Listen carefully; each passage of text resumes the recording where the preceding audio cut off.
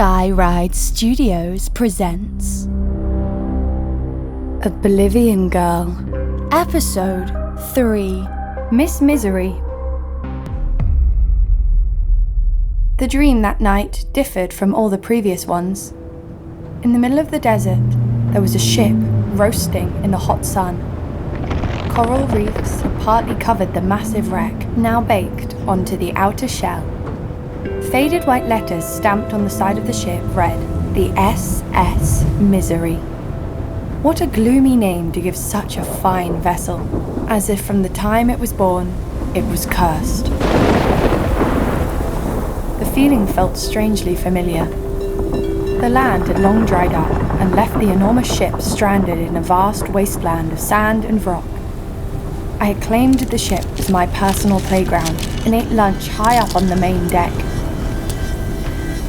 Jumping aboard the turrets, I imagined shooting down enemy aircraft.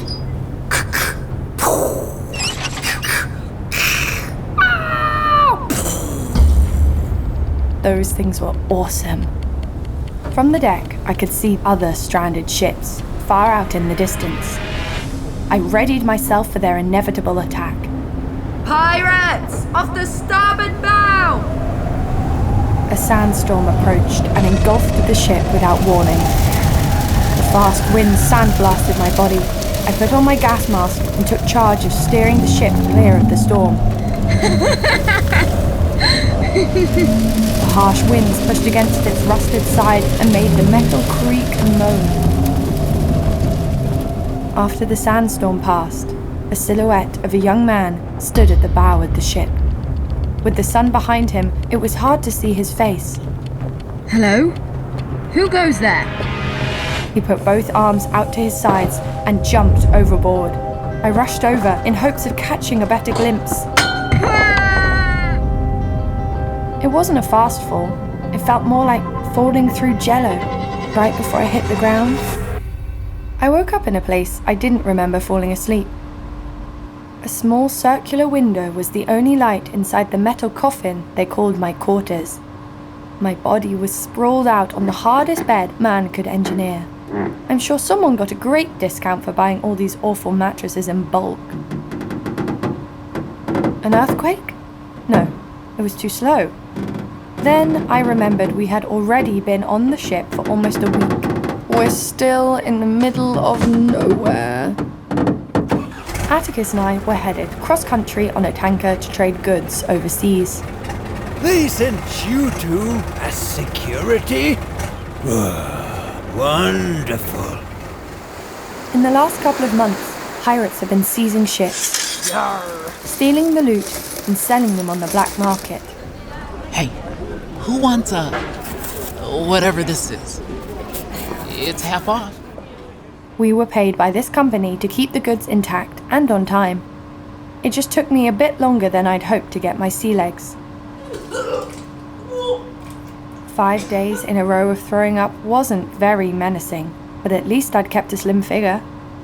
I got dressed and made my way up to the top deck. In the hallway stood Atticus, looking out into the whole lot of nothing ocean. He still hated the water and used any chance he got to let his mind wander back to dry land. I couldn't blame him though. I didn't want to be here either. Luckily for me, all it took was a friendly slap on the head to get him to come back from Never Neverland. See anything? Nothing. Well, we're supposed to be looking out for pirates, so I guess that means we're bad at our job. I thought pirates were supposed to find you, not the other way around. Maybe if they hear someone going overboard, they'll come to rescue you. I mean, them. Ha ha. Isn't it time for you to stuff your face with food? Just like every other hour of the day? I looked at my wrist even though I didn't have a watch. Right on time. Care to join me? I already ate. I'll stay and keep an eye out. Suit yourself. Don't work too hard. That's the problem. Was it me? Or did Atticus seem a little more down than usual? Oh well. Chow time. After breakfast, I made my way back to my room and opened my suitcase. Tear gas canisters glimmered hidden beneath my clothes. Since they weren't as effective in the last battle, I had KIAL custom make new ones from scratch so I could broaden my offences and defences. I'll come play with you later. Besides annoying Atticus and terrorising the crew, there wasn't much else to do. We were only supposed to be on the ship for 4 weeks, but I was already over it. Then one night, my wish came true. A small pirate ship had flanked us from behind and matched our speed. When their crew started to board our ship, Atticus covered my mouth and woke me. Shh, they're here. I grabbed 2 new canisters, one with a painted happy face I called Second Sun. It was like a flash grenade mixed with a flare times 10. The other canister had the words KO scribbled on the outside. It had pressurized gas that worked like an anesthetic. Once the victims took a deep breath of this magic dust, they'd be lights out. Sadly, the effects didn't last long. KIAL was working on fixing that. Equipped with a gas mask, knife, and canisters, I was actually fully prepared for a change. Screw discreet. Darth Vader was coming for their pirate booties. Ouch! That hurt. Here, allow me. I looked at his smug face as he walked out first. Not the explosive start I had hoped for, but the fun had just begun. Out on the deck, the air was calm and quiet. Moonlight glistened off the rippling water. I heard the whispers of the pirates as they moved throughout the ship, zapping the crew unconscious with tasers. Primitive weapons. I liked the odds. I kissed the canister with my gas mask still on before tossing the Second Sun into the air. It turned night into day, lighting up the ship for miles around. The brightness was overwhelming, too much to bear. So I had KIAL engineer welder's glass into my gas mask. With one push of a button, I had instant sunglasses, baby. Retreat! Run away! Oh, where are you guys going? The buried treasure's over this way. I popped the KO canister and tossed it right off a pirate's head, showering him with sandsman sand. I hoped Freddy Krueger didn't get to him before I had the chance. I ran up to Sleeping Beauty, but his pirate buddies dragged him away before I could carve him up. They kamikazes off the ledge with ropes and landed safely on their ship. Like that was going to stop me. Oh no, whatever will I do? And just like in the action movies, I Mary Poppins'd off the ledge after them.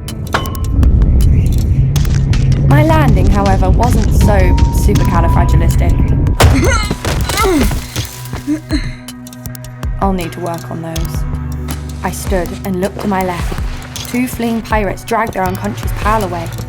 Then their backup showed up and ruined everything. Classic pirate bullshit. 2 pirates crisscrossed down the ship towards me. I tossed them a couple of Second Suns each, which failed to slow them down. In a blink of an eye, they were within arm's distance. Metal sparked as our blades danced together. I realised quickly that I needed extra backup. An instant smokescreen consumed us. The pirate boat sped away from the tanker, along with my smokescreen. A pirate ship that uses engines. You guys can't even pirate right. With one already tucked in for the night, only 5 crew members remained, and I wasn't about to stop anytime soon. I crept through the vessel, still searching for the man I had knocked out. He was hiding, and I'd forgotten to read him his bedtime story. Grown men should never hide from a girl, even if she does have murderous intentions. I made my way down to the lower deck, and guess what I found? The biggest pile of loot I'd ever seen. Stolen supplies from other cargo ships. I explored the remainder of the lower deck, but only found dead rats. Who's driving the ship? I peeked through a glass window on the main deck, but saw no one. What was this? A ghost pirate ship full of loot? I could taste the cliché in my mouth and wanted to gag. Suddenly, I felt a sharp prick on the back of my neck, and my vision went blurry. What is this? A blow dart? Those bastards had drugged me. Cunt. Don't worry. I'll find out who she is. Once I was unconscious, they all came out of their hiding spots.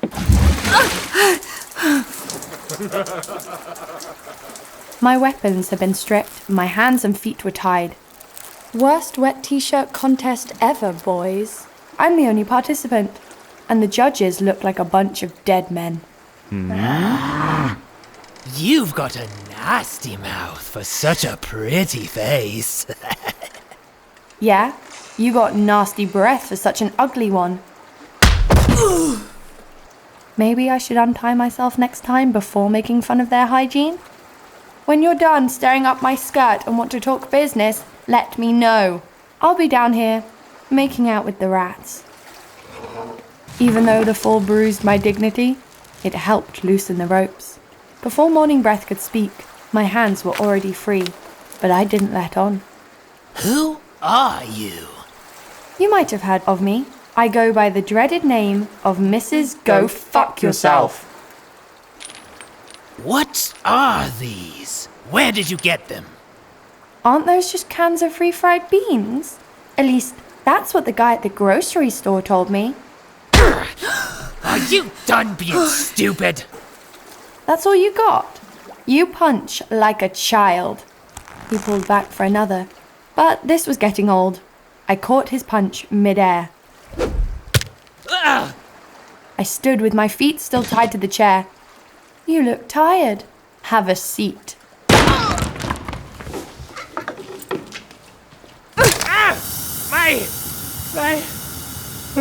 My hand. He'll feel that in the morning. 2 pirates were left, but were too preoccupied with hiding their piss stains to fight me. Ouch! And the other lay down with his hands in the air. No, don't. I give up. Some scourge of the 7 seas. I kicked him in the ribs, Jeez. grabbed my gear, and walked out to the deck, only to find we'd been docked the entire time. Son of a... I went back into the ship and gave the guy another kick in the ribs. No, no, no! Why? I thought you were kidnapping me, but you've just docked? Finally, I could walk more than 30 feet in one direction. I knew I could explore the island later, after I had slid some food down my throat. I stepped inside what looked like the only bar on the island. The best thing about places like this was the food would be fantastic, even if the place looked condemned. Give me the biggest plate of lobster you got. Coming right up. Then, in the blink of an eye, it was gone. Thanks for the food! Hold up, you forgot your bill. Put my tab on the pirate ship docked outside. Afraid I need it paid. Right now. Well, I don't have any money. Then I'll take your life instead. I remembered the good old days when all a girl had to do was bat an eye and show a little skin to make money problems go away. From the shine of his wedding ring and his beautiful wife standing in the corner holding a shotgun, I could tell they weren't going to have any of it. Listen, it's been a rough week. So unless you want to end up as another feather tattoo on my back, I suggest you go back behind your bar and charge the pirate ship like the good little boy you are, you sorry-ass, talky-talk meat puppet. I ran out of the bar and managed to lose him in the local market. I realised I was now lost. Confident that Atticus had everything under control at the tanker, I decided to treat this as my own personal vacation. Exploring around, I learned that this place was called Astor Island, a midway stop for tankers on long hauls. If that were true, it would just be a matter of time before the tanker docked here on its way back. I considered skipping out on the 2-week journey as my reward. Perfect. I didn't have to deal with any of that bullshit. Hey, buddy, watch it. I had known this coat, but from where? Nice to see you, too. And I needed the break so bad too. What? Thanks for rescuing me, jerk. So happy to see you. Huh? Come on, Sherlock. On to the next case. Does that mean you're Watson? I'm sorry, did you just call me fat? Well, you do eat a lot of ice cream. You might want to sleep with one eye open tonight. Was already planning on it.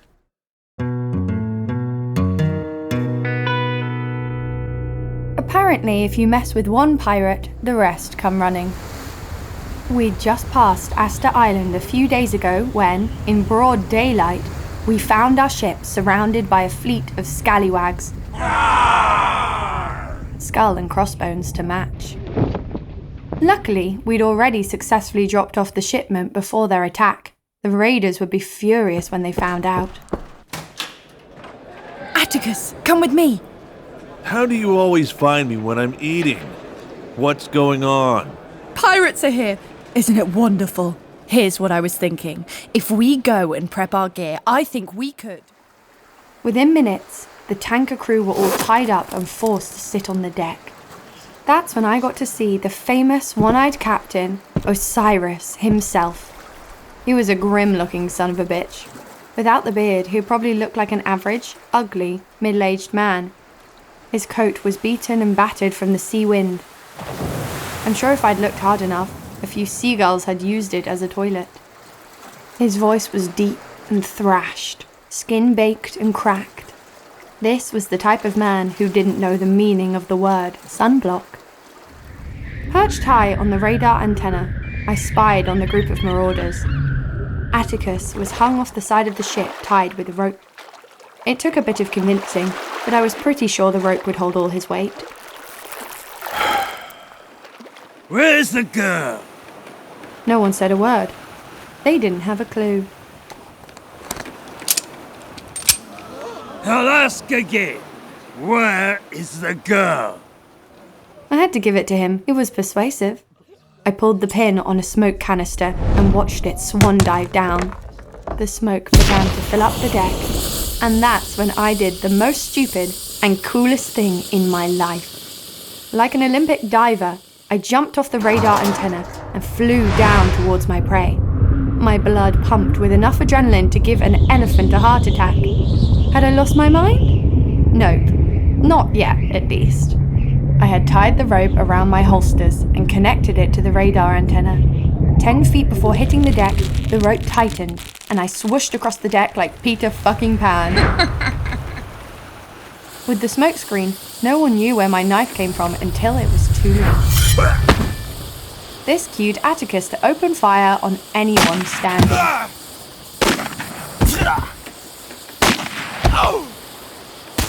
A few of their bullets grazed his rope and slowly started to unravel.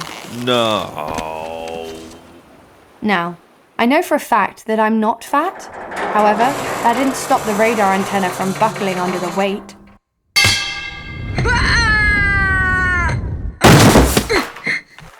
I looked up just in time to roll away as the antenna crashed onto two pirates.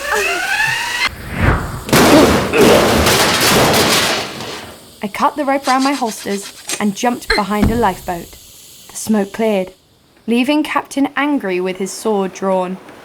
Sweep the ship! Find her! Most headed towards the ship's cabins, while others went to the control room. This left our Jack Sparrow wannabe on the deck with only a few guards. Sadly, they were big, steroid-filled men with tattoos covering most of their exposed skin. They started to follow the antenna rope that led straight to me. I had to think fast. The second sun canisters weren't going to do much with the sun already out. Before I could react, one of the meatheads was already looming over me. Well, well, well. What do we have here? Meow?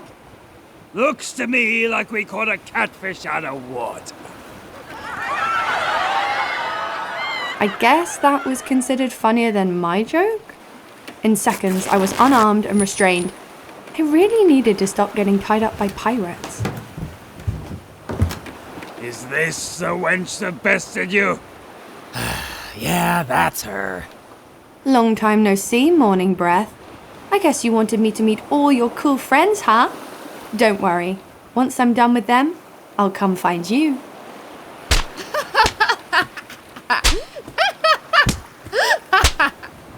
The only thing going through my head was the look on his face when I got mine. Okay. That's enough. For now. And here's your prize.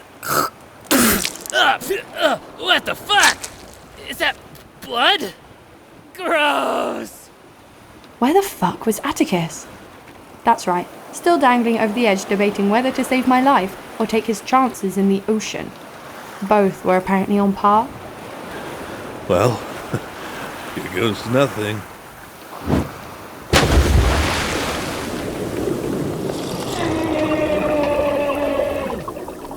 He swam, poorly, over to the captain's ship and clung to the outside as quickly as he could. The pirates dangled me over the water as if to say, "Play nice or you are fish food." I looked down and spotted Atticus staring at me. Huh?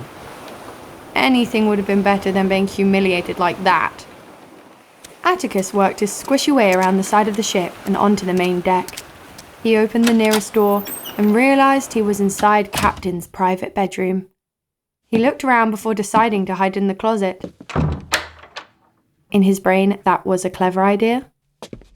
All right, down to the brig with ya.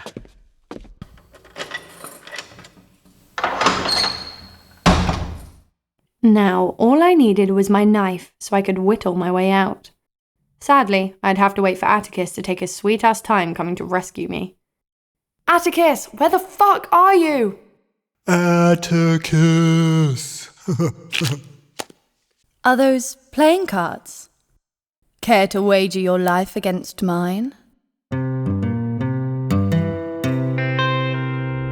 By nightfall, Atticus was still in the closet, as alert and ready as when he had first entered. And don't wake me before dinner. Aye, aye, sir.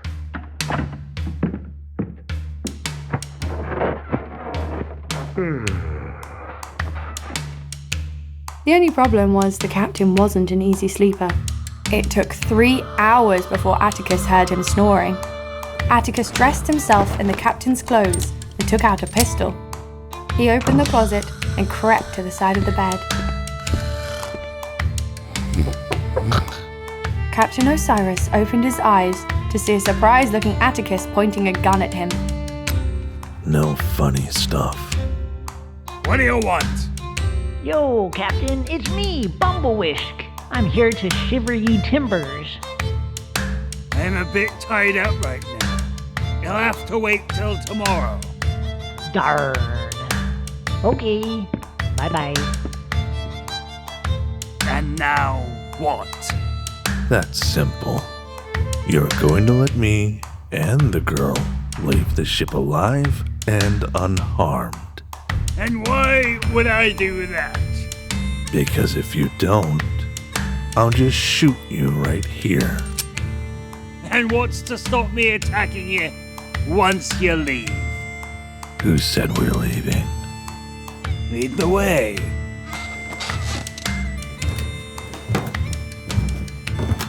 He hid the pistol under his coat and pressed the gun against the captain's back as they walked.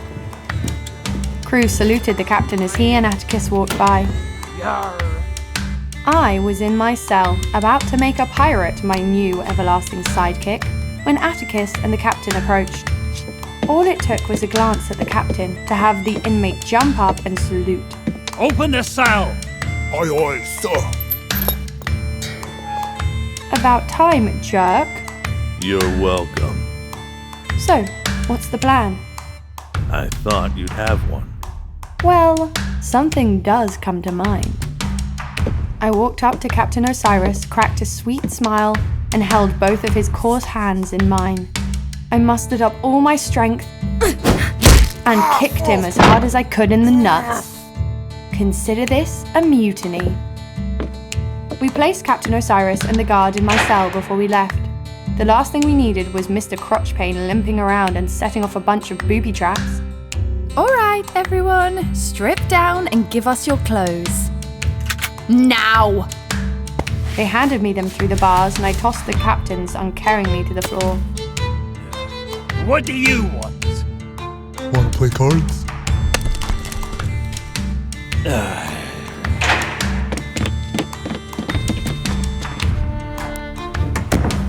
Oh shit. Morning breath. Don't worry, there's toothbrushes back on the shelf. Not me, him. Well, he can't use my toothbrush, if that's what you're asking. I pulled my disguise tight around my body. The last thing we needed was for him to recognize me. Yar! Yar! 'Tis a beautiful night. The drink up, me hearty. He handed Atticus a drink and made his way over to the next group, who cheered as he approached. Yar! Stereotype much? Atticus dumped the drink over the railing, and we continued on. In the distance, lights from other ships streamed across the vast ocean. I wondered if any of them were our tanker. I later found out from KIAL that those cowards continued home without us. Suddenly, a low rumble grew louder and louder. What is that? On the port side of the ship, the crew was shouting and scattering about as a metal ship twice the size of ours headed straight towards us. Everyone to your post! Brace for impact! Atticus and I jumped off the side into the water as the wooden pirate ship cracked in half like a twig. This time, Atticus didn't hold back his screams.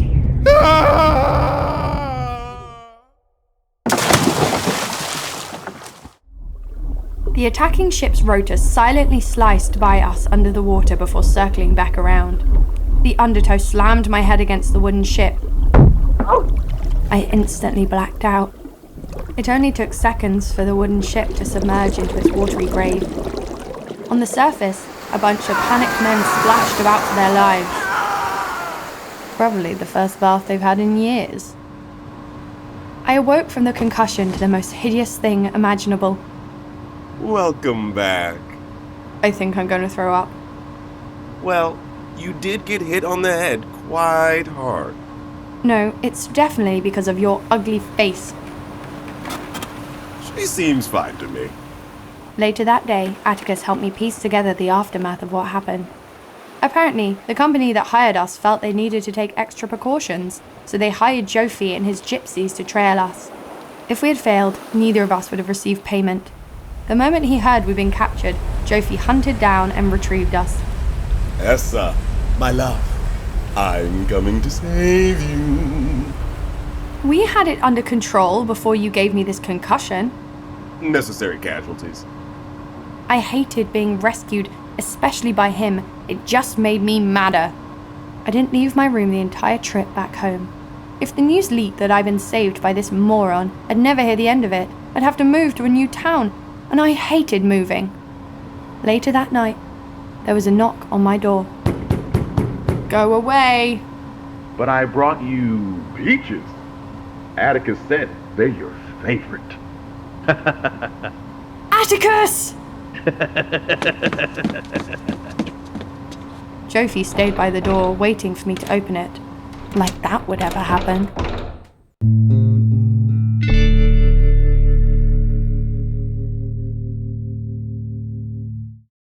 Hello, beautiful people.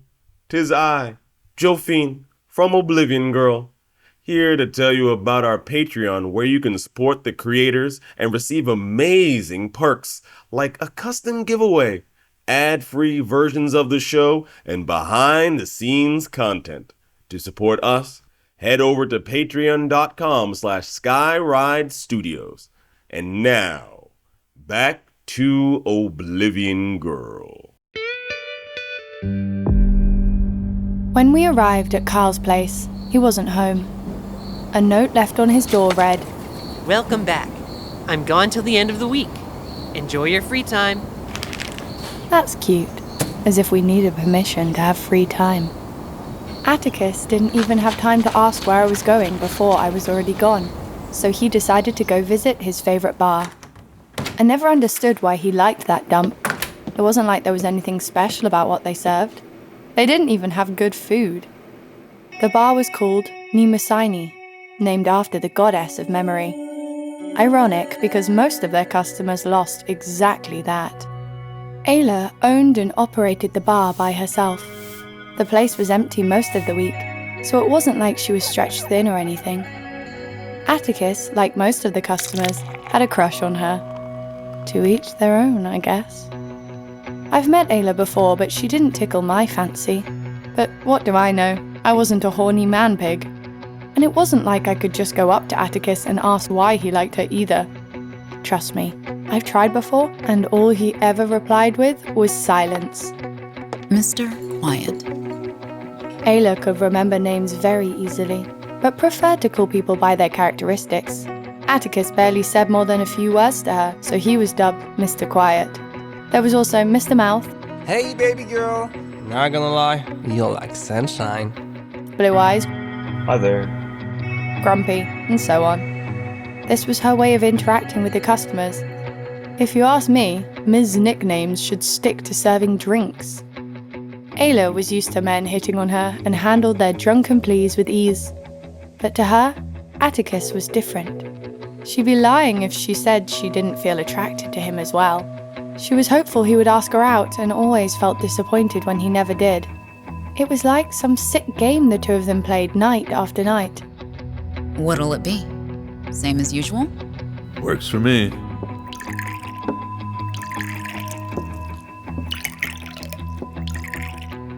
Ready? They both froze with their hands hovering over the outside glasses. Then, as if someone shot a starter pistol, they drank their shots and raced to the middle. By the time AYLA finished her first two, Atticus had already finished the middle glass. Guess you win. First time for everything.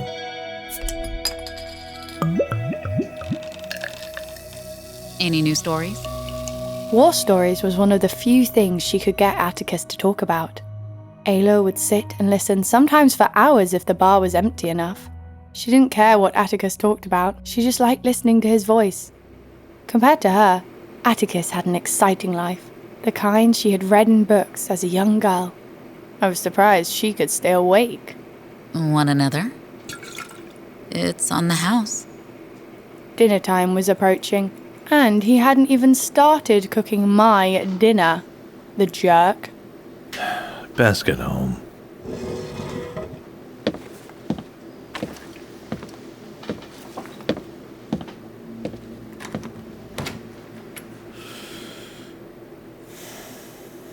Hey, AYLA. Yeah? You wouldn't happen to want to, Was he going to do it? Was he going to finally ask her out? want to, put the drinks on my tab? Sure, hun. He had chickened out again. Oh well, there was always next time. Atticus walked out to the chilly night air and leaned against the wall to replay his bad choice. Put the drinks on my tab? Good job, idiot.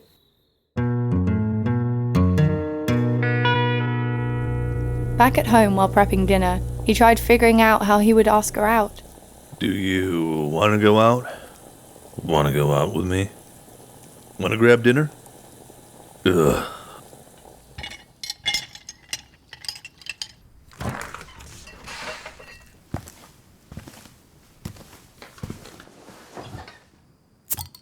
That's when yours truly walked in after a lovely night of eating ice cream and discovered Atticus relaxing on the couch. You all right? I'm fine. I'm gonna go to bed. Hey, Atticus? Get some rest. You look like shit. When did my sidekick turn into a zombie? That night, I couldn't sleep. Something in my heart told me to be prepared tonight. I crept through my window and followed Atticus along the rooftops. I trailed him as he walked into a liquor store. No surprise there, but he didn't come out with just vodka. He also had something wrapped in a paper bag. He made his way to the outskirts of the city, and I had no choice but to climb down from the roofs. I followed him to a tree line, and he paused before walking through. How much further was he planning to go? I hid behind a tree as he walked into a gated cemetery. He opened the paper bag and took out a single flower. The translucent blue looked like a rose mixed with a tulip and used to grow natively around our city. They're called lunar flow because when the full moon's light hits the translucent blue, the flower gives off an eerie glow. The hills around town used to be infested with them. At night, you could see their glow from the next town over. But now they're hard to come by. It's gotten to the point that only shops sell them for unreasonable prices. Atticus laid the flower gently on a grave and took out a flask of vodka. He took a few chugs of the drink and poured some onto the grave. You know, Essa, you're as loud as a marching band when it comes to tailing people. How did he know I was here? You going to come out from behind the tree and have a drink? Or what? I stomped out of my hiding spot, grabbed the bottle from his hands, and took a swig. How can you drink this crap? It'll put hair on your chest. Yeah, perfect. Just what I need. Who's the chick? My older sister. You never told me you had a sister. You never asked. I'd never seen such sadness in his eyes before. He didn't go around smiling like a lunatic or anything, but this wasn't the Atticus I knew. It was an accident. What was? Her death? No. Micah's scar. Wait, why was he switching the subject to Micah's scar? Why here? Why now? And why did I forget to bring a jacket? Atticus took off his coat and wrapped it around me. He blames me for it. I see why. But honestly, deep down, he knows it wasn't my fault. So what happened? I was eating outside at Nimosini, minding my own business, waiting for Micah to join me for a game of mahjong. I'd just finished a chicken sandwich with a side of fries. If you haven't tried her chicken sandwich, it's amazing. Okay, weird details, but whatever, go on. I couldn't eat all the fries, so I started feeding the pigeons. Micah arrived, and we had a few drinks like we normally do before a game. Once we started playing, I realized the asshole was cheating. I watched him disregard tiles for more favorable ones. Like, hello, I could fucking see you, dude. So anyways, we're 5 drinks in, and he starts saying shit like, "What are you talking about? I'd never cheat. You've lost your mind." That kind of bullshit. I grabbed a handful of fries and chucked it at his face. Oh shit. Next thing I know, one of the pigeons jumps on his face and starts pecking away. The whole time he's screaming, "Ah, fucking pigeon, get it off!" He managed to grab the bird and threw it in the air. Halfway up, the pigeon realizes it can just fly away. So it does. Okay. So I look back at Micah and he's got his hand pressed against his face. We haven't talked since. Let me get this straight. You guys weren't fighting over some love interest or breaking beer bottles over each other's heads.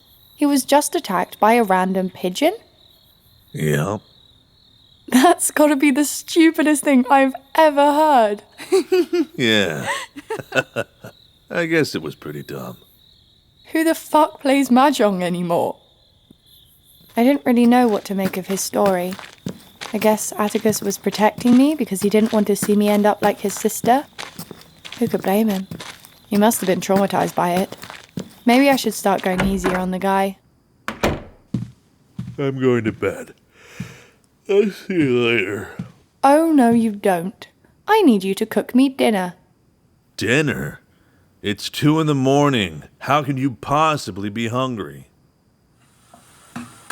He sat at the table and barked out orders while I cooked flapjacks. Okay, so you need eggs, flour, and milk. Once those are mixed, then you're gonna have to. I was fine with following his orders until he went off the recipe. No! Well, why not? Because no one puts carrots in pancakes. Sleep well. Yeah, you too. At least the meal seemed to shake him out of his depression. If nothing else, I knew his stomach would be thankful after that liquid diet.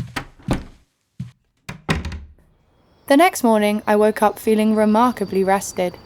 This would have been the perfect time for an ice cream breakfast. However, when I went into Atticus's room to strongly suggest that he fetch us some, I found he'd left the house earlier without leaving a note, as if I didn't already know where he was, or who he was with. Mr. Quiet. I figured I'd leave him alone for the day, and that tonight would be a me night. I checked the calendar in my room. There was a music festival in Aurora, not far from Lumina. Aurora was known for its incredible dedication to the arts. Their museums were the best around. Their music festivals had free admittance, free contests, and best of all, free food. That's what I call a party. The festival was mystery-themed, so everyone showed up wearing fancy Victorian outfits with Venetian masks. I had the dress, just not the mask, so guess what I had decided to use in its place? Yeah, the gas mask. I attached a few canisters around my garter belt just in case shit hit the fan and I needed to switch into contract killer mode. I walked outside and followed the crowd as they walked towards the event. Everyone held candles and lanterns, and there were so many you could trace them headed all the way to Aurora. Live bands set up and played music along the roadside to entertain people as they made the journey over. Since the festival lasted all weekend, there was no hurry to get there. People stopped on the side of the road to drink and dance, others sat and watched all the lovely costumes as they paraded by. Food vendors kept us full, while street artists kept us entertained. Sometimes the side parties were so fun you wouldn't make it to the main event. I can't let myself get distracted like last time. I arrived at the ballroom a little later than planned, stuffed my face with food before exploring around. Everyone looked straight out of a 1900s painting. Even though there were hundreds of people, I was the one with the gas mask getting all the looks. I couldn't care less. Let them stare. I lifted my garter belt, which had stretched and slid down my thigh. Cheap piece of crap. It can't even hold up 2 simple military-grade canisters. Pathetic. I hid behind the food table and turned away from the crowd as I readjusted the garter belt. Turning back around, I spotted the most attractive man. He was talking to a young lady, but his eyes were locked on me. Okay, everyone stared at me, but his stares were different. He was tall, dark, and for what I could tell, handsome. If his voice didn't sound like he's in the middle of puberty, I might have a winner.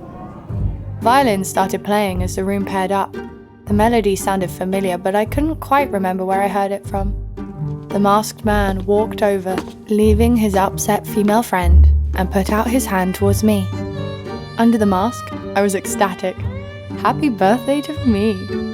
Care to dance? Me? I took his hand before I knew it. I was sizing him up to see whether I could beat him in a fight. I must be working too hard. His hands were strangely soft. Cologne was faint but familiar. I felt dizzy as his wonderful dance skills led me on a tour around the dance floor. I was falling in love. I tried walking away for a drink, but found myself pulled back into his arms for round 2. Okay, hotshot. Let's see how long you can last. Before I knew it, we danced for over 15 songs as my aching feet begged for us to stop. The last song of the night ended, and we could finally catch our breath. My mysterious masked man bowed to me and retreated outside for some fresh air. I followed and ripped off my steam-filled mask. The night air poured over my face like ice cubes. The masked man tried to make a getaway, but this time I was the one to pull him back in. You're not going anywhere until you show me your face. Hello, Essa. Excuse me, I have to go burn my clothes and take 400 showers. Come now, Essa, my love. Was it really that horrible dancing with me? Love? Love? In your dreams, buddy. Didn't you enjoy as we danced the night away under this beautiful starlit sky? Let's get one thing straight. I'm no one's girl, especially yours. You could be, if you wanted to. Don't be gross, JOPHIE. Are you playing hard to get? Because I assure you, Essa, I'm quite the catch. Ew, no! You're what's hard to get. Read my lips. Your beautiful lips. This is never going to happen. It shouldn't have ever begun. I didn't even know it was you. Which is why you're so confused right now. Don't you see? Love does that to people. I know you feel the same way I did out on the dance floor. It was electrifying. He shook his hips around in a weirdly erotic dance. You like that? The only thing I feel is like taking a disinfecting bath. I pulled the gas mask back over my disgruntled face, grabbed my dress and stomped away. I hope no one recognized us. I think I'm going to puke. For the rest of the night, JOPHIE followed me around like a lapdog. So much for having a good time. That's when I found the booze. I don't drink often, but this week seemed to be an exception. For such a tiny girl, I held my liquor quite well. 2 drinks in, and I had already passed out. Apparently not before telling everyone that I loved them more than JOPHIE. I woke up the next morning in a bedroom I didn't recognize. Please, please don't let it be JOPHIE's bedroom. Oh, where am I? To my left sat an older woman in a chair next to the bed. Good morning, dear. How are you feeling? Water.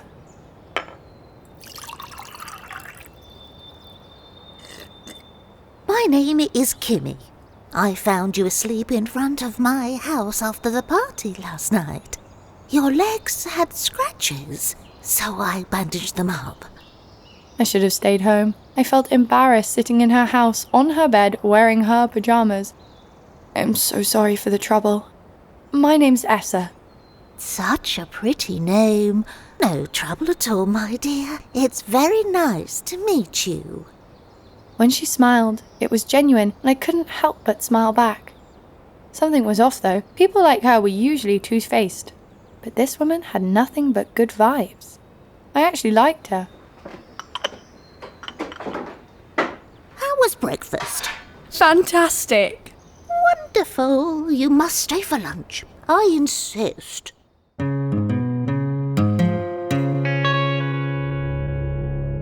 What do you do for a living? I'm a bounty hunter.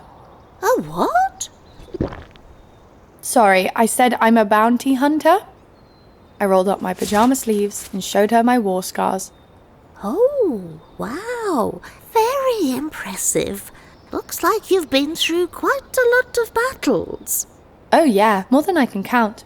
You must be a real pro. Well, they don't call me the best for nothing. What about you, KEME? Tell me about yourself. Me? Oh dear, let's see. My husband, Alex, died a few years ago from a stroke. This was our dream home. I've lived here half my life. We used to stay up late and talk about the family we always wanted. Because of the unfortunate incident, KEME and her husband couldn't have children. Each felt as though they'd let the other down. Don't let my face fool you. I miss Alex terribly. I got to spend my whole life married to my soulmate. I'm one of the lucky ones. When KEME met Elix, she worked as a nurse at Aurora's medical hospital, which solved the mystery as to why I was bandaged up so well. She told me about her golden years working in the ER, and how the men used to think she was quite the catch. She bragged about how she could have had any man she wanted. I knew at that moment we were going to be long-lasting friends. I wished I'd met her years ago. When I met Alex, I didn't find him attractive at all. He was overconfident, self-absorbed, and would say anything to get you to like him. That sounded a bit too familiar. He was so nervous on our first date. He didn't know what to do. When he finally grabbed my hand during a movie, it was so sweaty. But I didn't care. He was sweet to me. We treated each other as equals because we were equals. I couldn't have asked for a better husband. The next morning, my legs were feeling good enough to walk. I wished her well and told her I'd be back soon to visit her. KEME just smiled and waved as I disappeared down the road. I thought about the stories she'd told me and how things just didn't seem to happen like that anymore. When I got home, Atticus acted as though I hadn't been missing for 2 days. It didn't even occur to him that I could have been left for dead in a gutter somewhere. If you didn't make it back, I'm sure your ghost would have. Your cooking is reason enough not to haunt you. Men. You can't live with them, and you can't shoot them either. Well,